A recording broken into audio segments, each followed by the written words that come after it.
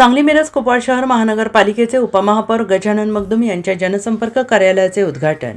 कुपवाडच्या पहिल्याच मोठ्या विकास कामास दिली मंजुरी। सांगली मिरज आणि कुपवाड शहर महानगरपालिकेचे उपमहापौर गजानन मगदुम यांच्या महापालिका मुख्यालयातील कार्यालयाचे उद्घाटन आमदार इद्रिस नाईकवाडी, महापौर धीरज सूर्यवंशी आणि आयुक्त संजिता महापात्रे यांच्या हस्ते करण्यात आले। यावेळी कुपवाड शहराच्या विकासाच्या दृष्टीने महत्त्वपूर्ण निर्णय जाहीर करण्यात आले। कुपवाड शहरातील स्वर्गीय शरद पाटील स्मृती उद्यान आणि तिरंगाध्वज उभारणी या सुमारे 1.5 कोटी खर्चाच्या विकास कामाला मंजुरी मिळाल्याची घोषणा उपमहापौर गजानन मगदुम यांनी केली। यावेळी कुपवाड शहरातील पहिल्या मोठ्या विकास कामांपैकी हे एक असून या कामामुळे परिसराचे सौंदर्यीकरण आणि नागरिकांना दर्जेदार सार्वजनिक सुविधा उपलब्ध होणार आहेत। यावेळी विरोधी पक्षनेते मंगेश चव्हाण, सभागृह नेते संदीप आवटी, अतिरिक्त आयुक्त राहुल रोकडे, सर्वपक्षीय नगरसेवक तसेच माजी आमदार स्वर्गीय शरद पाटील यांचे कुटुंबीय, कुपवाड शहरातील ज्येष्ठ नागरिक, विविध विभागांचे अधिकारी तसेच नागरिक मोठ्या संख्येने उपस्थित होते।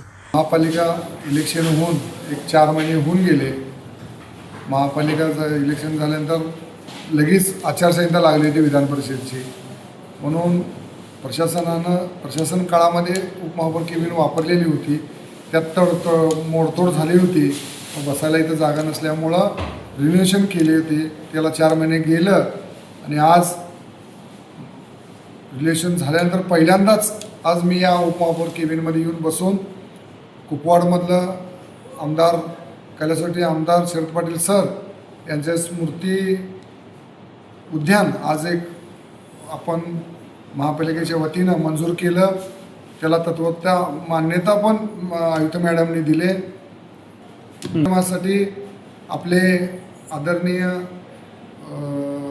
इद्रिसभाई नाईकवाडी आमदार साहेब, महापौर साहेब, आयुक्त मॅडम, जगदाळे सर व सर्व पदाधिकाऱ्यांनी, नगरसेवक यांच्या वतीने उद्घाटन करण्यात आलं आज उपमहापौर केबिनचं। Bureau report SBN Marathi, Sangli.